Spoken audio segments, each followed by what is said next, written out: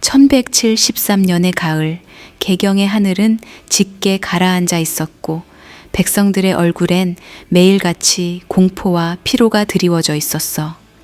김부당의 봉기가 일어나기 전까진 모두가 잠시나마 고요하다는 착각 속에 있었지만 역사는 그들에게 또 한 번 피를 요구했지. 북계에서 시작된 김보당의 봉기는 날카롭게 번졌지만 이내 서해도의 배윤재가 미숙하게 무너진 탓에 결정적인 기회를 잃고 말았어. 북쪽에 고립된 반란군은 보급 없이 허공에 매달린 채 점점 숨통이 죄어왔고 병사들의 발은 얼어붙은 흙 위에서 더는 나아갈 힘이 없었지. 그들의 절망은 하루가 다르게 짙어졌고 마침내 한원국은 전장 한복판에서 목이 잘려 피범벅이 된 채 무릎 꿇었어. 김보당과 이경직도 끝내 붙잡혔어. 쇠사슬에 묶여 개경으로 끌려온 두 사람의 얼굴은 이미 희망을 잃은 자의 초상이었지. 이이방은 단 한마디의 자비도 없이 그들을 저작거리에 세웠고 거침없이 참수했어. 왕의 이름을 함부로 들먹인 죄, 권력을 탐낸 대가였지. 피는 돌바닥 위로 흐르고 사람들의 비명은 하늘을 찢었어. 그것은 단지 처형이 아니라 본복이었고 협박이었지. 이이방은 그에 그치지 않았어. 문신들 중 조금이라도 의심스러운 자들은 모두 끌려 나왔고 충성이란 말 한마디가 늦어지기만 해도 목숨을 건질 수 없었지. 거리엔 연일 피비린내가 났고 사람들은 이이방의 눈을 피하려 골목에 몸을 숨겼어. 그 무렵 경주에 도착한 이의민의 토벌군은 허탈할 정도로 손쉽게 성문 앞에 당도했어. 이미 경주는 김보당의 실패로 동요하고 있었고 그 틈을 이의민은 잔혹하리만큼 정확하게 파고들었지. 제대로 된 저항도 없이 군사들은 경주성 안으로 개선 장군처럼 들어섰고 피가 튀기도 전에 싸움은 끝났어. 그 모습을 본 평강은 허탈한 얼굴로 투덜거렸지. 이게 뭐야? 전투다운 전투도 없고 돈 되는 재물도 없잖아. 완전 손해봤네. 그녀는 발을 굴렀고 온달은 짧은 한숨을 내쉬었지. 그러나 그 다음 순간 이의민이 곧장 전황 의종의 거처로 향해 망설임 없이 그의 목을 베는 모습을 보고 평강은 말 그대로 전율했어. 피가 사방으로 튀었고 사라졌어야 할 왕의 마지막 숨결은 땅바닥에 흩어졌지. 그 장면은 짧았지만 오래도록 잔상이 남을 만큼 강렬했어. 평강은 갑자기 손뼉을 치며 외쳤지. 그래, 왕건이 자손들은 다 저렇게 죽어야 마땅한 거지. 그녀의 눈은 광기로 반짝였고 온달은 조금 놀란 듯 고개를 돌려 그녀를 바라봤어. 푸른 머리카락은 피 묻은 바람에 흩날렸고 그 입괴는 흥분으로 물든 미소가 떠 있었지. 그녀는 곧바로 이의민 앞으로 달려가 외쳤어. 장군, 장군이야말로 진정한 영웅입니다. 그 말은 아첨이었지만 동시에 진심이기도 했어. 그녀는 그날 새로운 줄을 보았던 거지. 이의민은 그런 그녀를 보며 호탕하게 웃었고 피 묻은 검으로 그녀의 어깨를 툭툭 두드리며 말했지. 하하하, 영웅은 영웅을 알아보는 법이지. 내가 너희 이름을 익히 알고 있다. 앞으로 기대가 크다. 그 한마디에 평강의 가슴은 뛰었어. 그녀는 직감했지. 이제 정중부와 이의방은 곧 잊히는 이름이 될 거고 권력의 새 중심은 이의민이 될 것이라고. 온달도 조용히 그녀 곁에 섰고 말없이 그 흐름을 받아들였어. 그들은 또다시 한 발 먼저 움직였고 또다시 살아남을 준비를 마친 거였지. 1173년 가을, 고려의 피바람은 다시 잠잠해졌지만 그 잔혹함과 탐욕은 더 깊고 음울한 그림자를 드리우고 있었어. 그 중심엔 이제 평강과 온달이 있었고 그들의 눈빛은 누구보다도 선명하게 다음 권력의 향방을 꿰뚫고 있었지. 김보당의 반란이 피와 함께 사라진 뒤 개경의 거리엔 잠시 고요가 찾아온 듯 했지만 그건 곧 일어날 또 다른 균열의 전조였어. 무신 정권은 겉으론 안정된 것처럼 보였지만 내부는 이미 비틀어지고 있었지. 진압의 공을 세우고 권력의 정점에 선 이의방, 그러나 정권을 손에 쥐었다고 해도 그 손 안에선 이미 피가 새어나오고 있었어. 뜻밖에도 그 피는 외부가 아닌 내부에서 흘렀지. 바로 형제인 이준우와의 권력 다툼 때문이었어. 두 형제는 처음엔 같은 목표를 향해 칼을 쥐었지만 그 끝은 달랐지. 권력이 정점에 닿자 더 높은 자리를 원하는 마음이 서로의 눈을 물들였고 불씨는 곧 칼끝으로 자라났어. 고요한 궁정의 복도에서 시작된 불화는 결국 살기가 스며든 갈등으로 번졌고 칼이 빠지기 직전 정중부가 나서 겨우 말렸지. 하지만 그날의 균열은 끝이 아니라 시작이었어. 이후 무신정권 내부는 얼음장처럼 식어버렸고 권력자들은 서로의 잔을 들고도 등 뒤를 의심하는 날들을 보내야 했어. 피를 부른 반란보다 권력자들 사이의 침묵이 더 두려워진 순간이었지. 그리고 그렇게 또 한 해가 흘러 1174년 여름, 이번엔 개경이 아니라 서경에서 불길이 솟아올랐어. 서경 유수 조이총 덕크는 단순한 지방관이 아니었어. 호족들의 숨죽인 불만을 날카롭게 꿰뚫고 그들 속에서 불씨를 지핀 인물이었지. 무신정변 이후 모든 권력이 개경에 집중되면서 지방 세력들은 철저히 배제됐고 서경의 호족들은 그걸 억압이라 불렀고 조이총은 그것을 명분이라 불렀지. 그는 짧은 시간 안에 병력을 모아 서경을 장악했고 청천강 이북까지 장악하며 그 영향력을 확장했어. 반란은 민심의 지지를 받았고 이는 단순한 군사 반란이 아니라 전국적인 정권 도전으로 빠르게 번졌지. 문제는 개경이 여전히 내분 속에 빠져 있었다는 거야. 이이방과 이준우의 싸움은 여진이 계속되고 있었고 중앙은 반응 속도를 잃은 지 오래였어. 초기에 진압할 기회를 놓친 탓에 조이총의 반란은 그 어떤 이전의 남보다도 거대하고 위험한 불길로 타오르기 시작했지. 이 소식을 접한 평강과 온달은 말없이 마주봤어. 잠깐의 정적 후 평강이 낮고 거칠게 중얼거렸어. 이러다 진짜 끝장날 수도 있겠는데 이번엔 규모가 너무 커. 온달은 얼굴을 찌푸리며 조용히 대답했지.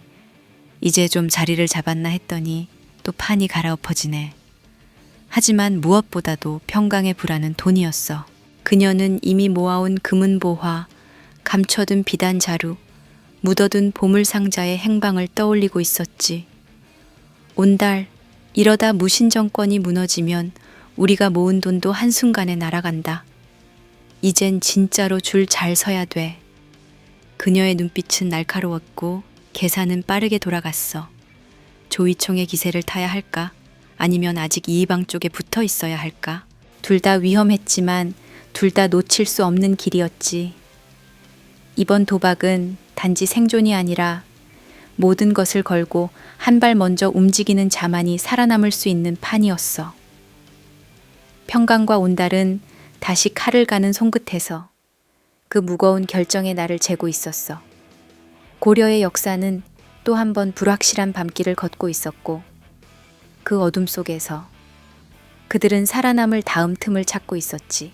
1174년 고려의 정치는 다시 피를 먹고 흔들리고 있었어. 정중부가 마침내 움직인 건 단지 권력을 잡기 위해서가 아니라 생존을 위해 칼을 빼든 결과였지. 이이방과 이준의 형제가 서로의 목을 노리며 벌이던 끝없는 갈등 속에서 정중부는 자신에게 주어진 시간이 얼마 남지 않았음을 직감했어. 그래서 그는 새벽을 틈타 아들 정균과 함께 병사를 일으켰고 한치의 망설임도 없이 이이방을 습격했지. 그 피비린내 나는 새벽에 개경의 권력 중심은 다시 뒤집어졌고 이이방은 비명조차 남기지 못한 채 잘려나갔어. 이렇게 정중부는 마침내 고려 무신정권의 절대 실력자로 자리매김했지. 하지만 권력은 피를 먹고 자라면서도 동시에 피 때문에 흔들리는 것이었어. 그가 아직 칼에서 묻은 피를 닦기도 전에 서경에서 조이총의 반란이 터졌지. 그건 단순한 지방의 봉기가 아니었어. 정권 자체를 뒤엎겠다는 선언이었지. 조이총은 서경의 민심과 지방 호족들의 불만을 정확히 짚고 있었고 반란군은 삽시간에 서북 지역을 휩쓸었어. 청천강 이북은 이미 그의 깃발 아래 있었고 그 깃발은 단순한 저항이 아닌 새로운 중심의 상징이 되어가고 있었지. 정중부는 권력을 쥔 지 얼마 되지 않았고 내부는 아직 정리도 덜 된 상태였어. 급하게 보낸 중앙군은 허술했고 초반 전황은 완전히 조이총에게 기울어 있었지. 반란은 기세를 타고 퍼졌고 고려는 또다시 기울기 시작했어. 그 상황을 바라보는 평강은 매일 초조에 시달렸어. 이거 진짜 좆됐네. 권력만 잡았지. 정작 나라가 흔들려서야 말짱 헛거 아냐? 그녀는 이마를 짚고 신경질적으로 중얼거렸고 온달도 무겁게 고개를 끄덕였지. 이러다 정중부 장군도 위험할지 몰라. 그녀에게 이 상황은 단순한 정권 위기가 아니었어. 그동안 모아온 보물들, 줄을 잘못 섰을지도 모른다는 불안, 그리고 매번 권력이 갈릴 때마다 반복되던 피해 도박, 이번엔 질 수도 있다는 공포가 목덜미를 조여오고 있었지. 1176년 마침내 정중부는 새로운 무장 경대승을 중심으로 전면 방역을 준비했어. 경대승은 젊었고 냉철했고 무서우리만치 전장을 파악하는 눈을 가졌지. 그는 단숨에 반란군을 몰아붙였고 무너졌던 중앙군은 점점 기세를 회복했어.